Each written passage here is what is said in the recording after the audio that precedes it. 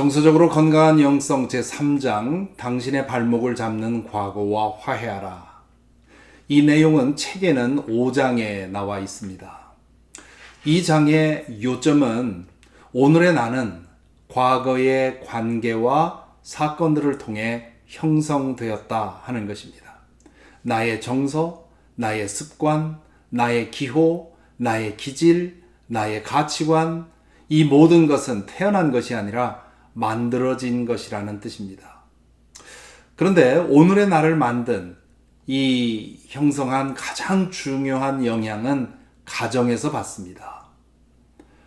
지금 저는 2살 갓 넘은 손녀를 보는데요. 손녀를 보면서 그런 생각을 합니다. 영어로 She is so vulnerable. 이 영어의 vulnerable이라는 말은 우리말로 번역하기가 쉽지 않은데요.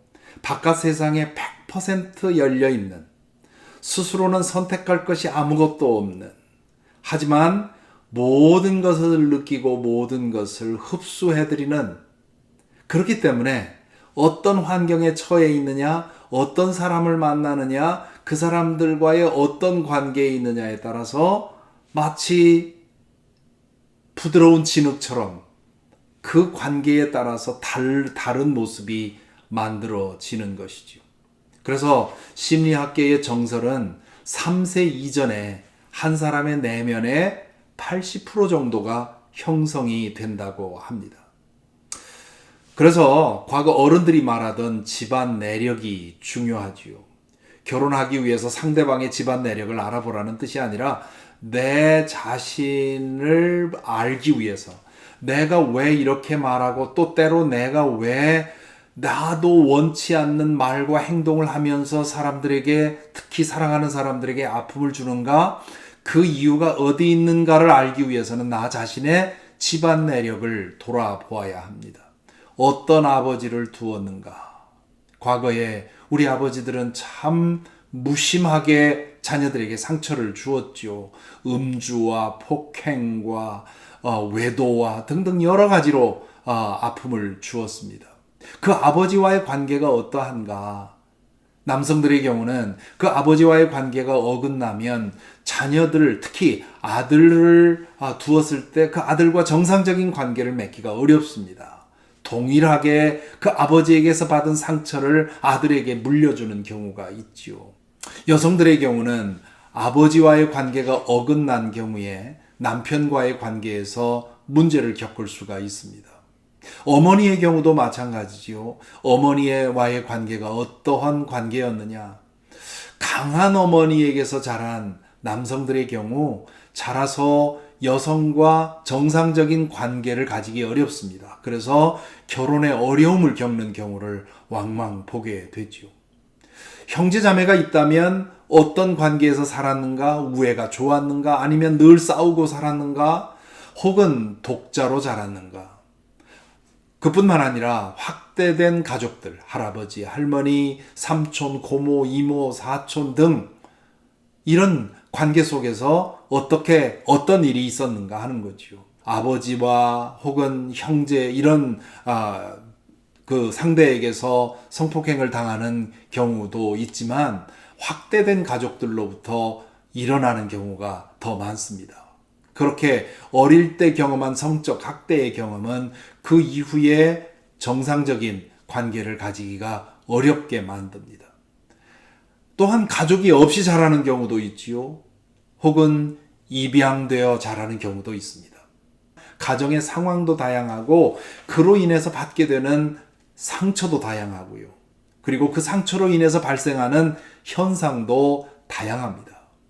따라서 자신의 정서적 건강을 돌아보기 위해서 스스로 이 질문을 던져보아야 합니다. 한 번만이 아니라 여러 번 진지하게 던져보아야 합니다. 나의 가정에서 내가 받은 영향은 무엇인가? 특별히 상처와 관계에서 그것이 지금 나에게 어떤 말과 행동, 습관과 기질을 만들어냈는가? 라는 질문을 해봐야 하지요. 어떤 사람은 그것이 심한 경우도 있고요. 어떤 사람은 심하지 않은 경우도 있습니다만 그러나 모두에게 그런 것이 있습니다. 그래서 치유와 화해와 회복이 필요합니다. 심한 경우에는 상담 치료가 필요하지요. 사실 상담 치료가 필요한 사람들이 많습니다. 그러나 그것을 인정하지 않으려 하기 때문에 그러한 비정상적인 그런 삶의 방식으로부터 벗어나지 못하는 것이지요.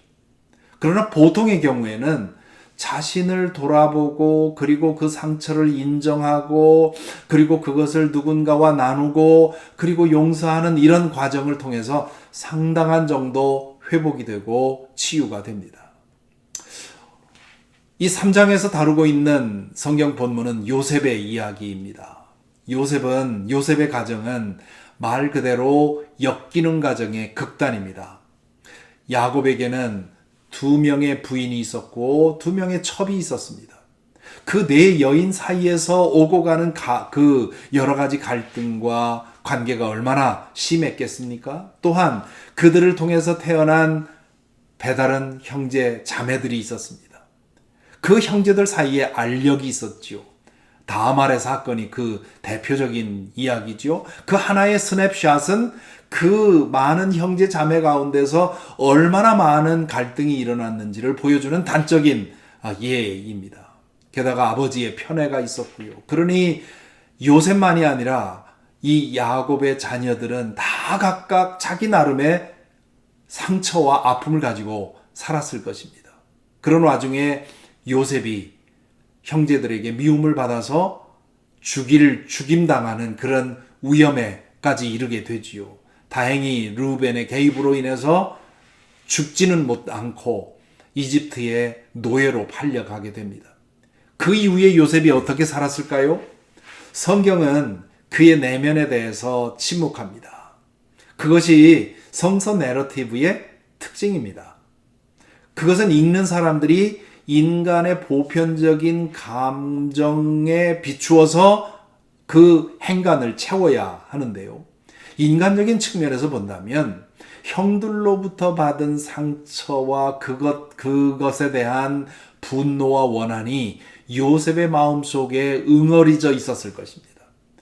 보란듯이 성공해서 복수하겠다는 그 마음이 그 안에 있었을 것이지요. 그것이 그로 하여금 고난을 견디고 발돋움하게 만들어주는 그를 강하게 만든 힘이 되었을 것입니다. 물론 하나님의 축복도 있었고 하나님께서 그를 형통하게 하셨고 하나님께서 그에게 꿈을 해몽할 수 있는 지혜도 주셨습니다. 그러나 그것에 더하여 그의 그 강력한 생애 의지, 그것이 큰 요인이 되었을 것입니다. 인생을 추동하는 가장 강력한 두 가지 에너지는 하나는 사랑이고 하나는 분노입니다. 누군가를 지극히 사랑했을 때 그 모든 고난을 견뎌내고 살아갈 수 있는 힘을 주지요. 그 사랑을 많이 받고 자란 사람은 이 사랑으로 살아가게 됩니다. 반면에 상처를 많이 받고 자란 사람은 분노로 삽니다. 그 분노는 엄청난 생의 에너지가 됩니다. 분노가 강한 사람들일수록 많은 것을 성취하지요. 문제는 그 성취한 것이 사랑하는 사람들을 아프게 하는 도구가 된다는데 문제가 있습니다. 요셉은 이 강력한 분노의 에너지로 살았을 것이 분명하고요. 그 결과 이집트의 2인자로 올라서게 됩니다. 그리고 운명의 장난처럼 형제들이 음식을 구하러 그를 찾아옵니다. 복수할 수 있는 절호의 기회가 왔죠. 그 형제들과의 만남의 이야기가 42장부터 44장까지 나오는데요. 45장에는 이제 용서하고 화해하는 장면이고요. 이 42장부터 44장에 보면 이 형제들을 만나 요셉이 한 번에 용서하지 못하고 형제들을 곤란하게 만드는 그런 장면이 나옵니다. 요셉은 자신의 정체를 숨기지요. 형제들을 알아보고도 자신의 정체를 숨긴 겁니다. 그리고 형들을 첩자로 몰아서 사흘 동안 감옥에 가둡니다. 나중에 시므온을 인질로 잡고 나머지 형제들을 풀어주지요. 그 대신 음식을 주지만 그러나 막내 아들 르우벤을 데려오라고 하는 그런 조건으로 돌려보냅니다. 그런데 그들의 곡식 자루에 그들이 지불한 돈을 넣어두게 만듭니다. 집으로 돌아가다가 그 사실을 알고 형제들은 두려워 떨지요. 이건 요셉이 형제들에게 자비를 베푼 것이 아니라 형제들을 곤란하게 만든 행동입니다. 가나안으로 돌아간 형제들은 아버지의 반대로 인해서 루벤을 데리고 가겠다는 약속을 지키지 못합니다. 흉년이 심해지자 음식은 떨어지게 되었고 야곱도 할 수 없이 베냐민을 데리고 가게 만듭니다. 허락합니다. 요셉은 이번에도 그들에게 곡식을 주지만 그 자루에 돈을 넣어주고 또 자신이 아끼는 은잔을 넣어줍니다. 그리고는 그들이 멀리 가지 못했을 때 관리인들을 보내서 그들을 추적하게 하지요. 뒤져보니까 그들의 자루에서 요셉의 은잔이 나오는 겁니다. 형제들은 그것을 보고 기겁을 하지요. 그리고는 이제는 죽었구나 싶어서 요셉에게 가서는 제발 살려달라고 간청을 합니다. 그러는 과정에서 형제들은 자신들이 과거에 요셉에게 행했던 그 잘못에 대해서 뉘우치고 있다는 사실을 이야기하지요. 요셉은 그것을 자신에 대한 사과로 받아들이고 그리고는 자신을 드러내고 결국 용서와 화해를 하게 됩니다. 이 요셉의 상처와 분노를 감안하지 않으면 42장부터 44장의 이야기는 이해할 수가 없습니다. 왜 요셉이 이랬다 저랬다 하는지, 아마 요셉 자신도 자신이 왜 그러는지 이해하기 어려웠을 것입니다. 형제들에 대한 그의 애증이 그렇게 만들었던 것이죠. 이렇듯 요셉이 형제들을 용서하는데 많은 시간과 고통을 겪었습니다. 하지만 마침내 그는 용서를 하게 되지요. 그 용서는 자신을 수년간 묶고 있던 사슬로부터 그를 해방시켜 주었고 그의 가문에 새로운 역사가 시작이 되었습니다. 그래서 우리의 영적 성장과 정서적인 변화를 위해서 우리 스스로에게 물어야 할 두 번째 질문이 있습니다. 지금도 나를 묶고 있는 과거의 사슬이 있는가? 그것을 어떻게 끊을 수 있겠는가? 왜냐하면 그것을 끊지 못하면 지금 나에게서 불쑥불쑥 나오고 있는 그 구습을 끊어버릴 수가 없습니다. 그것이 중독일 수도 있고요, 외도일 수도 있고요, 혹은 폭력일 수도 있고 어떤 다른 행동일 수도 있습니다. 그것이 심한 사람도 있고 약한 사람도 있지만 어쨌거나 과거의 사슬로부터 자유한 사람은 아무도 없습니다. 그 과거의 사슬을 끊는 가장 중요한 행동은 나에게 상처 준 그 사람을 용서하는 것이지요. 그리고 살아오면서 그 관계 속에서 상처 속에서 나에게 주입된 거짓말을 버리는 것입니다. 어떤 거짓말입니까? 너는 쓸모없는 인간이야. 너는 태어나지 말았어야 해. 너는 실수로 태어났어. 너는 왜 그것밖에 못하니? 제놈이 별 수 있나? 이것을 어떻게 버릴 수 있습니까? 복음 안에서 하나님께서 나에게 들려주시는 진실의 목소리를 들어야 합니다. 그 진실의 목소리는 뭡니까? 너는 나의 계획 속에서 창조된 존재다. 나는 너에게 계획이 있다. 너는 있는 그대로 나에게 소중한 존재다. 나는 너로 인해서 만족한다. 너로 인해서 기뻐한다. 나는 너를 통해 할 일이 있다. 너는 이 세상 누구도 침범할 수 없는 내가 너에게 부여한 절대값이 있다. 이런 음성을 듣고 나 자신을 다시 발견하는 것. 이것이 과거의 사슬로부터 해방되는 길입니다. 자, 오늘의 말씀을 근거로 해서 우리 자신의 이야기를 좀 나누었으면 좋겠습니다. 그 나눔을 위해서 세 가지 질문을 제시합니다. 첫째는 당신의 자아 형성에 있어서 가장 큰 영향을 준 사람은 누구입니까? 그 사람에게서 받은 긍정적인 영향 혹은 부정적인 영향은 무엇이었습니까? 이 질문에 대해서 생각나는 사람이 있을 것이고 생각나는 사건이 있을 것입니다. 혹시 나눌만 하다면 나누어 주시면 다른 분에게 큰 도움이 될 겁니다. 또한 여러분에게는 치유가 될 것이고요.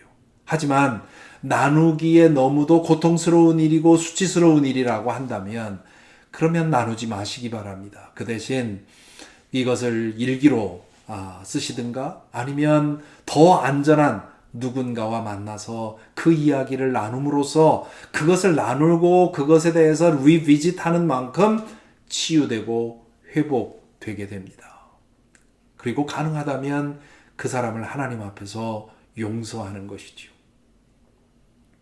두 번째 질문은 하나님 안에서 끊어야 할 과거의 사슬이 있습니까? 이미 끊으신 분들이 계시지요. 그분들의 경우는 어떻게 끊었는지, 어떻게 용기를 내서 그 사람을 용서하고 화해하게 되었는지 이야기해 주시면 참 좋겠고요.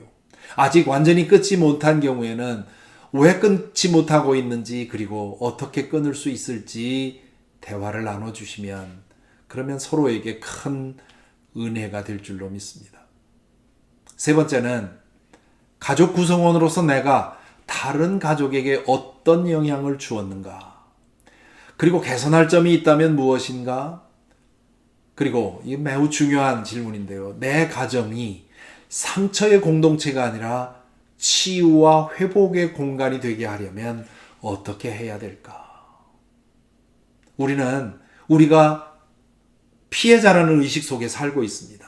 그러나 사실 알고 보면 우리도 피해를 준 사람입니다.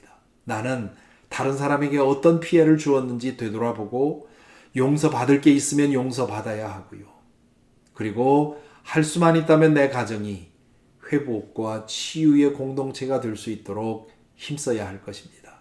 이런 나눔 가운데 주의 성령의 은혜가 임하는 귀한 모임이 되기를 간절히 기원합니다. 감사합니다.